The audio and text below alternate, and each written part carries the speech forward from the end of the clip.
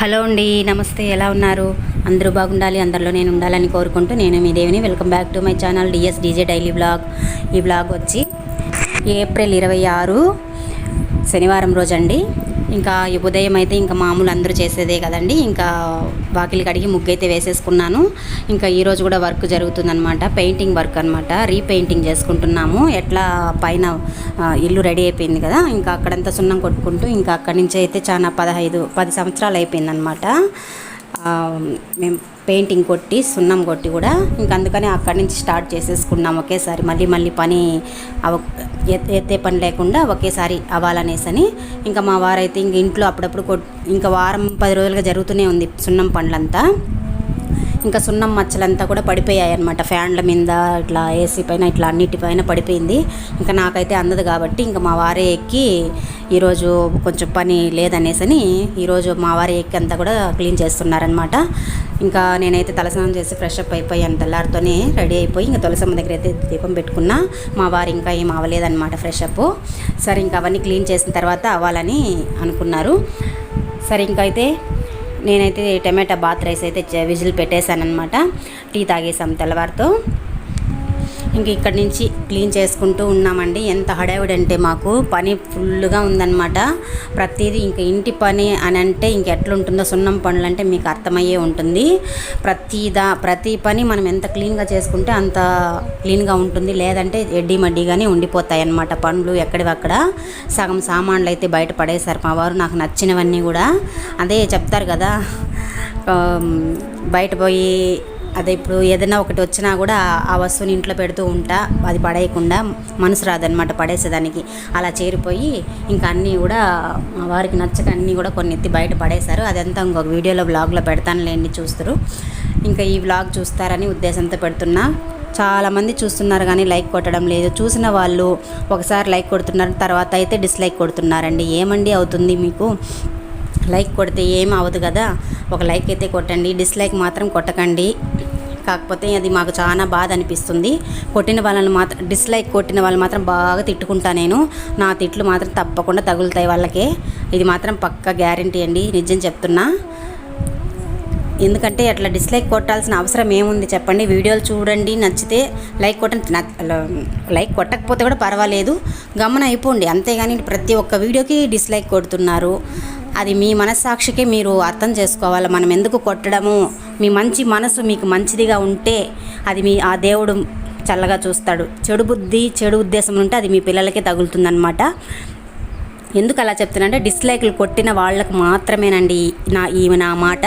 నాకు మనసు అంత బాధ అనిపిస్తుంది. నేను 1 సంవత్సరం అవుతుంది ఛానల్ పెట్టి ఇంతవరకు నేను ఎందుకు గ్రోత్ అవ్వడం లేదనేది నాకైతే చాలా బాధ అనిపిస్తూ ఉంటుందన్నమాట. ఎందుకు ఇలా ఇంత బాగా చేస్తున్న వీడియోస్ కూడాను అనేసని. కాకపోతే మీరు చూసేవాళ్ళు మనసు మంచి బుద్ధితో మంచిగా చూస్తే మాత్రం లైక్లు కొట్టండి, చెడు ఉద్దేశంతో చూడకండి. డిస్లైక్లు అయితే అస్సలు కొట్టకండి. ఇది నా మాట అయితే చెప్తున్నా. ఇంకా నా పని అయితే ఇలా ఉందండి. ఇంట్లో పనులు అయితే ఇట్లా ఫుల్గా ఉందన్నమాట. నాకు ఏ మాత్రము మనశ్శాంతి లేదనమాట ఇంట్లో. అంటే ఎందుకంటారా, పని ఒక మనిషికి ఎంతసేపు అయినా పని అని ఉంటే ఎట్లా ఉంటుందో చెప్పండి?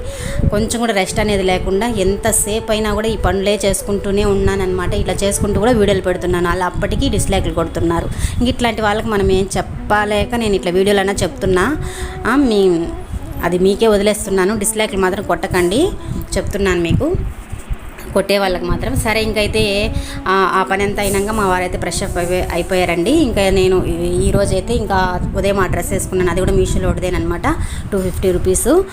కాటన్ డ్రెస్ అనమాట అండి, చాలా బాగుంటుంది మెత్తగా. ఈ ఎండల కాలము మనం కాటన్ ఎప్పుడెప్పుడు కాటన్ గుడ్డలు వేసుకుందామా అనే ఉంటుంది మనసుకైతే. ఇంకా మేమైతే రెడీ అయ్యామన్నమాట. మా పెద్దమ్మాయి పైన ఉంది, చిన్నమ్మాయి మా బాబు మేము రెడీ అయ్యామన్నమాట.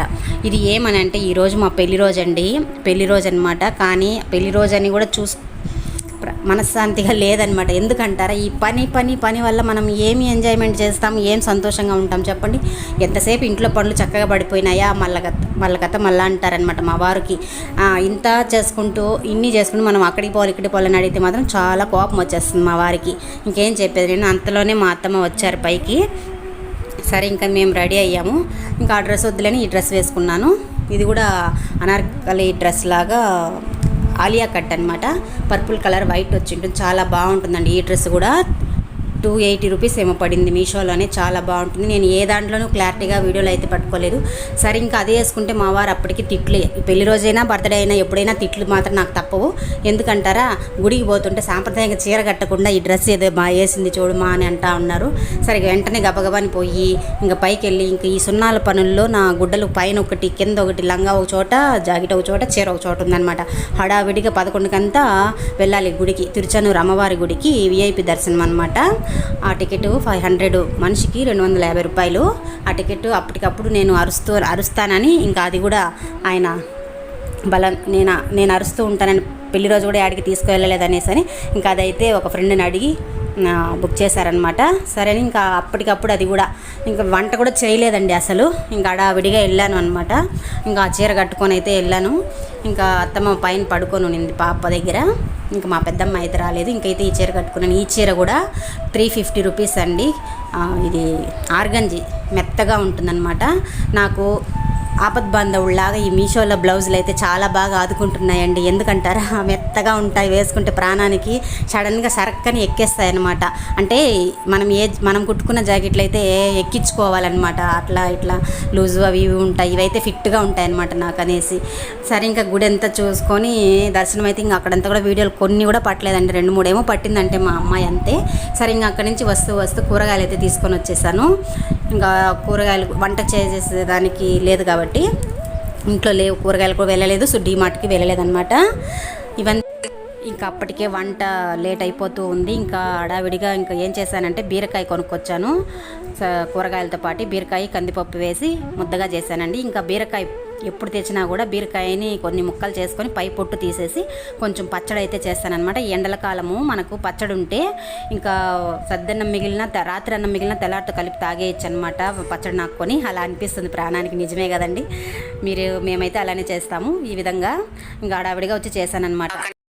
కూరగాయలు తీసుకొని వచ్చి ఈ విధంగా వంటకైతే రెడీ చేశానండి. అప్పటికప్పుడు వంట, అప్పుడు ఎంత టైము 1:30 అవుతుందండి. కూరగాయలని తీసుకొని ఇంకా వస్తూ దోస పండ్లు అమ్ముతూ ఉంటే 100కి 7 కేజీలని అవి కూడా తీసుకొచ్చానమాట.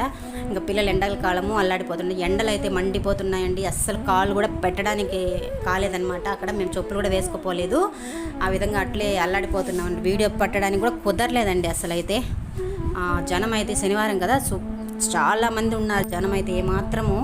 అసలు అక్కడ పోతే కూడా కనీసం 500 రూపాయల టికెట్ కట్టి లోపలికి వెళ్తే కొంచెంసేపు కూడా కూర్చొనివ్వలేదన్నమాట. 2-3 సెకండ్లే అమ్మవారిని అంటే తెర వేసేసారనమాట. గబామని హారతి ఇచ్చారు, అంతే వెళ్ళిపోయాం, వెళ్ళండి అని చెప్పేస్తున్నారు. అలా ఉంది ఎక్కడ చూడు. దేవాలయాల్లో కూడా ఇలానే డబ్బులుంటే చాలు వాళ్ళకి అన్నమాట, అట్లుంది పరిస్థితులు. అందుకు మామూలు దర్శనాలే మేలు అనిపిస్తుందండి నాకైతే. నేనైతే అదే అనుకుంటా. అంతంత డబ్బులు కట్టి కొంచెం కూడా చూపినంటారు, నాకు అందుకే కోపం వస్తుంది గుళ్ళకంటే. మా వారికి ఇంకా కోపము, ఇంకా నా పోరు తట్టుకోలేక ఇంకా గుడికైతే ఆ తిరుచానూరు అమ్మవారి గుడికి అయితే తీసుకొని వెళ్ళారనమాట. చాలా దర్శనం అయితే బాగా అయింది, ముందరకే కూర్చోబెట్టారు. కానీ కూర్చొని పెట్టుకుని కళ్ళు మూసి ఇటు తెరిసే లోపలే ఇంకా అంతే హారతి అయిపోయింది, ఇంకా లేయండి అని చెప్పి పంపించేశారనమాట. అలా అయింది. ఇంకా నుంచి రాగానే హడావిడిగా ఎత్తి ఇంక ఈ నైట్ అయితే వేసుకున్నానండి ఫ్రీగా ప్రాణానికి.